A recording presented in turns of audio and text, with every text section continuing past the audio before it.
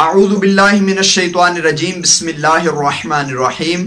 دوستو میں ہوں غلام معین حیدر اور آپ دیکھ رہے ہیں کنز الوظائف یوٹیوب چینل۔ ناظرین محترم، آج کی ویڈیو میں آپ کو تسبیح سے استخارہ کرنے کا طریقہ بتاؤں گا۔ اس سے پہلے بھی ہم نے اپنے چینل پر تسبیح سے ایک استخارہ کا طریقہ بتایا تھا اور وہ استخارہ کا طریقہ نعت علی شریف سے بتایا تھا۔ آج ہم ایک اور طریقہ کے ساتھ حاضر ہوئے ہیں۔ آپ نے اس ویڈیو کو مکمل دیکھنا ہے۔ جب تک آپ پوری ویڈیو نہ دیکھیں تب تک آپ کوئی بھی رائے قائم نہ کریں کہ میں نے یہ کیا وہ کیا یا میں نے یہ کہا وہ کہا۔ بالکل آپ ایک رائے قائم نہ کیجئے، میری پوری بات سن لیں اور پوری جب آپ ویڈیو دیکھ لیں اس کے بعد آپ کسی نتیجے پر پہنچیں۔ اس سے پہلے بدگمانی میرے بارے میں آپ کو کرنا درست نہیں ہے۔ بدگمانی قرآن بھی اس بارے میں بدگمانی کرنے سے منع فرماتا ہے۔ اللہ تعالیٰ بدگمانی سے منع فرماتا ہے، تو آپ ڈائریکٹ ہم پر کفر و شرک کے فتوے نہ لگایا کریں، بلکہ آپ ہمارا موقف سن لیا کریں کہ ہم کیا کہتے ہیں، اس کے بعد آپ کوئی اپنی رائے قائم کیا کریں۔ تو دوستو، یہ استخارہ کا طریقہ جو میں آپ کو بتانے لگا ہوں، اس سے پہلے آپ کو یہ میں بات بتا دینا ضروری سمجھتا ہوں کہ یہ جو تمام طریقے ہیں، تسبیح سے استخارہ کا طریقہ یا پانی سے استخارہ کا طریقہ یا اس کے علاوہ اور بھی استخارہ کے بہت سے طریقے آپ نے یوٹیوب پر ویڈیوز میں دیکھے ہوں گے، میری ویڈیوز میں بھی بہت سے استخارہ کے طریقے مل جائیں گے، لیکن ان تمام تسبیح استخارہ، نعت علی کا استخارہ، پانی کا استخارہ، یہ تمام استخارے مکمل طور پر صحیح نہیں جواب دیتے۔ سب سے اچھا اور افضل استخارہ جو امت نے اپنا طریقہ بنایا ہوا ہے، نبی صلی اللہ تعالی وسلم کی پوری امت جس طریقے پر چلتی آ رہی ہے وہ ہے سنت استخارہ، جو ہمارے پیارے نبی حضرت محمد صلی اللہ تعالی وسلم بھی کیا کرتے تھے استخارہ، اور صحابہ کرام رضوان اللہ عنہم اجمعین بھی وہ طریقہ اختیار کرتے تھے۔ اور وہ سنت استخارہ کا طریقہ یہ ہے کہ آپ 2 رکعت نفل استخارہ کی نیت سے ادا کریں اور اس کے بعد استخارہ کی مسنون دعا پڑھیں۔ وہ آپ کو کسی بھی نماز کی کتاب سے مل جائے گی یا پنج سورہ میں عموماً لکھی ہوتی ہے وہ استخارہ کی دعا۔ وہ اس میں طریقہ بھی بالکل سنت طریقہ لکھا ہوا ہے کہ آپ سنت کے مطابق کس طرح استخارہ کرتے ہیں۔ دوستو، سنت طریقہ سب سے افضل طریقہ ہے۔ میں سب سے پہلے آپ کو یہی ریکمینڈ کرتا ہوں کہ آپ استخارہ سنت استخارہ کریں، جس سے آپ کو 100% صحیح جواب ملتا ہے۔ اور استخارہ کا مطلب بھی یہ ہے کہ آپ اللہ تعالیٰ سے اپنے کسی بھی معاملے میں مشورہ کرتے ہیں اور اللہ تعالیٰ آپ کو اس کے معاملے میں جواب عطا فرماتے ہیں، تو وہ ڈائریکٹ اللہ تعالیٰ سے مشورہ ہے۔ لیکن یہ جو طریقہ میں آپ کو بتانے لگا ہوں یہ سنت طریقہ تو نہیں ہے، البتہ یہ بزرگوں کا طریقہ ضرور ہے، اور یہ میں نہیں کہہ سکتا کہ یہ 100% درست ہی جواب دے گا۔ بالکل یہ 100% درست جواب اس سے نہیں آتا۔ یہ آپ ایک جس طرح چھوٹے اپنے معاملات میں آپ نے کہیں پہ سفر کرنا ہے، آپ نے کسی بیماری کے بارے میں جاننا ہے، شادی کے بارے میں جاننا ہے، چھوٹے چھوٹے معاملات جو آپ کو عام زندگی میں پیش آتے رہتے ہیں، ان میں آپ نے اگر وقتی طور پر کوئی جواب حاصل کرنا ہو، وقتی طور پر کسی نقطے پر پہنچنا ہو، تو اس کے لیے آپ استخارہ کر سکتے ہیں، ورنہ جو اتھینٹک اور بہترین طریقہ ہے وہ سنت طریقہ ہے، وہ میں آپ کو پہلے بتا چکا ہوں۔ تو اگر آپ وقتی طور پر اور فوراً کچھ کسی بات پر پہنچنا چاہتے ہیں، مثلا آپ کو کسی نے کہا کہ ہاں بھائی بتاؤ اب کاروبار میں آپ نے شراکت داری کرنی ہے یا نہیں کرنی، آپ نے میرے ساتھ کاروبار کرنا ہے یا نہیں کرنا مجھے بتاؤ، یا کہیں پہ رشتے کے بارے میں آپ کو، تو اس نے کہا بھائی مجھے اتنے دنوں میں بتاؤ، ایک دن میں بتاؤ یا شام کو بتاؤ یا صبح کو بتاؤ کہ آپ نے رشتہ کرنا ہے یا نہیں، تو پھر اس کے لیے وقتی جواب آپ کو مل جائے گا، کوئی اتھینٹک جواب نہیں ملے گا، ٹھیک ہے۔ تو یہ آپ طریقہ پہلے سن لیں کہ آپ نے یہ طریقہ کس طرح اختیار کرنا ہے کہ یہ تسبیح والا استخارہ اگر آپ وقتی جواب حاصل کرنے کے لیے چاہتے ہیں تو آپ نے دوستو اس طرح تسبیح ایک لینی ہے، اور تسبیح آپ کی بہتر طریقہ یہ ہے کہ آپ کی تسبیح وہ جو 100 دانہ والی یا بعض اوقات 101 دانہ ہوتا ہے یا 99، اس میں یہ دانے ہوتے ہیں تسبیح میں، جو بھی 100 کے قریب ہو یا 100 سے 1-2 دانہ زیادہ ہو تو اس میں کوئی مسئلہ نہیں ہے. آپ ایک تسبیح لیں 100 دانہ والی اور اب خانہ کعبہ کی طرف منہ کر لیں. وضو آپ باقاعدہ کر لیں اور وضو کر کے آپ مصلی پر بیٹھ جائیے اور مصلی پر بیٹھ کر آپ اللہ تعالی کی طرف متوجہ ہوں اور آپ اپنے ذہن میں نیت کو حاضر کریں. نیت بنائیں کہ آپ کا یہ مسئلہ ہے. آپ اپنے ذہن میں نیت بنائیں کہ یا اللہ میں نے کہیں پہ شادی کرنا ہے اور جہاں پہ شادی کرنے کا ارادہ ہے کیا میری وہاں پہ شادی کرنا بہتر ہے یا نہیں, یا کاروبار کے سلسلے میں آپ چاہ رہے ہیں کہ یا اللہ فلاں بندے کے ساتھ میں کاروبار کرنا چاہتا ہوں, مجھے جواب عطا فرما کہ میرا کاروبار وہاں پہ کرنا درست رہے گا یا نہیں. تو یہ پہلے اپنی نیت اپنے ذہن میں بنائیے, اس کے بعد آپ یہ طریقہ اختیار کریں. اور دوستو مصلی پر بیٹھ کر خانہ کعبہ کی طرف منہ کر لیں باوضو ہو کر. نماز اگر آپ نماز پڑھتے ہیں تو آپ کو میں کہتا ہوں کہ آپ کو صحیح جواب جلدی مل جاتا ہے. اگر آپ پہلے ہی بے نمازی ہیں تو پہلے آپ اپنی اصلاح کیجئے, اس کے بعد آپ یہ طریقہ کر سکتے ہیں.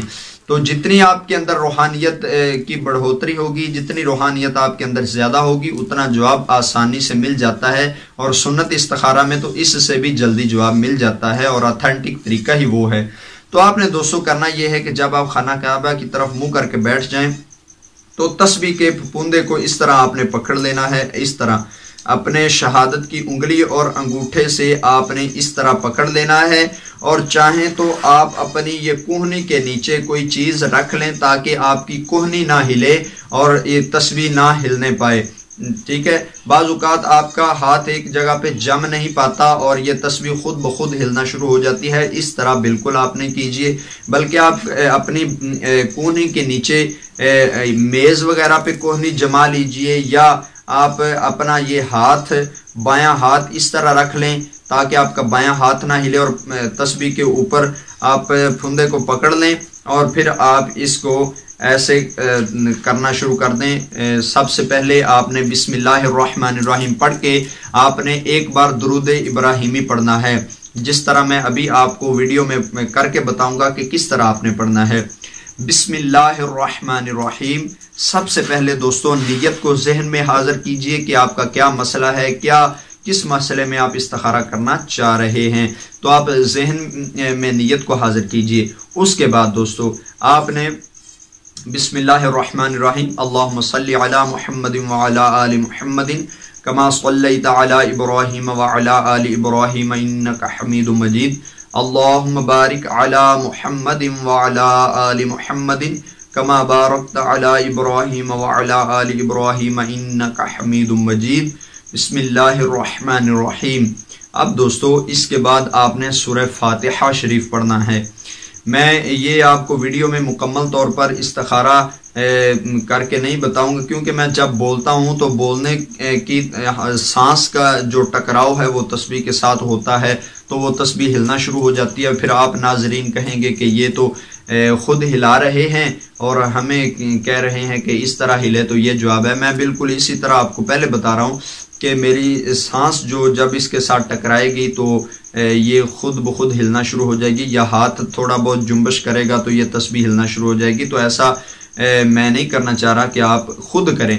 آپ تھوڑا سا اپنے ہاتھ کو اس طرح دور کر لیں اور دور کر کے یعنی آپ کی سانس نہ ٹکرائے تسبیح کے ساتھ اور آپ کا بازو بھی نہ ہلنے پائے, تو انشاءاللہ آپ کو جلد جواب مل جائے گا. آپ نے سب سے پہلے درود پاک پڑھ لینا ہے, پھر آپ نے سورہ فاتحہ شریف الحمد شریف اس کو پڑھنا ہے. سورہ الحمد شریف آپ نے پڑھتے جانا ہے, اس کا تکرار کرتے جانا ہے, جس طرح میں ابھی ایک بار آپ کو پڑھ کے سناؤں گا یا 2 بار. بسم اللہ الرحمن الرحیم الحمد للہ رب العالمین الرحمن الرحیم مالک یوم الدین ایاک نعبد و ایاک نستعین اہدنا الصراط المستقیم صراط الذین انعمت علیہم غیر المغضوب علیہم ولا الضالین. دوستو آپ نے سورہ فاتحہ شریف کا اس طرح تکرار کرتے جانا, بار بار پڑھتے جانا, بار بار پڑھتے جانا. کم از کم 21 بار تو آپ نے اس کو ضرور پڑھنا ہے, کم از کم 21 بار. تو دوستو اب فائدہ کس کو زیادہ پہنچتا ہے؟ جو سورہ فاتحہ شریف کا عامل ہو جاتا ہے۔ سورہ فاتحہ شریف کا عامل بننے کے لیے آپ یہ کیجئے کہ فجر اور عشاء، فجر کی 2 سنتیں ادا کرنے کے بعد بیٹھ جائیے۔ فرض اور سنتوں کے درمیان میں آپ روزانہ بسم اللہ شریف سمیت سورہ فاتحہ 41 بار روزانہ پڑھیں اور 40 دن تک آپ کریں، انشاءاللہ آپ عامل ہو جائیں گے۔ اس کے بعد آپ تسبیح کا جو بھی استخارہ کریں گے انشاءاللہ کامیاب ہوگا اور آپ کو وقتی جواب بھی درست ملے گا۔ جب آپ سورہ فاتحہ شریف پڑھ لیں گے اس کے بعد آپ نے تکرار کرتے جانا ہے۔ دوستو تکرار کرتے جانا ہے، آپ کی نظر یہاں پہ تسبیح کی طرف ہو اور آپ کے ذہن میں آپ کا سوال ہو، اللہ کی جانب آپ متوجہ ہوں کہ اللہ تعالیٰ سے میں اللہ تعالیٰ سے میں سوال کر رہا ہوں اور اللہ تعالیٰ مجھے جواب عطا فرمائیں گے۔ تو جب آپ نے تسبیح کو اس طرح پکڑنا اور سورہ فاتحہ شریف پڑھتے جانا ہے۔ اگر تسبیح کی یہ اس طرح آگے پیچھے ہو، تسبیح اگر اس طرح آگے پیچھے حرکت کرے اور تیز تیز حرکت کرے، اس طرح آگے پیچھے تیز تیز حرکت کرے تو آپ اس کا جواب یہ لیں گے کہ یہ آپ کے حق میں بہتر رہے گا، یا ہاں اس کا جواب لیں گے، ہاں میں لیں گے یس، یعنی یہ آپ کے حق میں بہتر ہے۔ اور اگر یہ تسبیح دائیں اور بائیں لیفٹ رائٹ اس طرح حرکت کرے تو آپ اس کا یہ جواب لیں گے کہ یہ آپ کے حق میں اچھا نہیں ہے، اس کا آپ جواب نو میں لیں گے۔ یہ آگے اور پیچھے کا یس میں اور لیفٹ رائٹ میں آپ اس کا جواب نو میں لیں گے۔ تو امید ہے کہ آپ یہ سمجھ چکے ہیں۔ اب آپ کو میں بتاتا ہوں کہ یہ جب آپ استخارہ کر لیں تو اس کے بعد آپ کو کیا کرنا ہے۔ جب آپ کو جواب مل جائے، آگے پیچھے آنے سے آپ کو ہاں یا نہ کا جواب مل جائے، تو اس کے بعد کیا اس پر عمل کرنا آپ کے لیے ضروری ہے؟ اگر نہ میں جواب مل جاتا ہے تو کیا اس پر عمل کرنا آپ کا ضروری ہے؟ نہیں دوستو، آپ سنت استخارہ اگر کرتے ہیں تو سنت استخارہ میں آپ کو پہلے بتا چکا ہوں کہ وہ 100% صحیح جواب ملتا ہے۔ اور یہ طریقہ اگر آپ کو نہ میں جواب ملتا ہے تو آپ اس کا یہ مطلب نہیں کہ آپ وہ کام بالکل کریں گے ہی نہیں، یا ہاں میں مل جاتا ہے تو اس کا مطلب ہے کہ یہ 100% ہاں ہی ہے۔ بالکل ایسا نہیں ہے، یہ ایک وقتی جواب ہے جو آپ کو آپ کے معاملات میں مل جاتا ہے، لیکن اس کو پکا سمجھ لینا کہ بس یہ حرف آخر ہے، یہ بات درست نہیں ہے۔ حرف آخر آپ نے بالکل نہیں سمجھ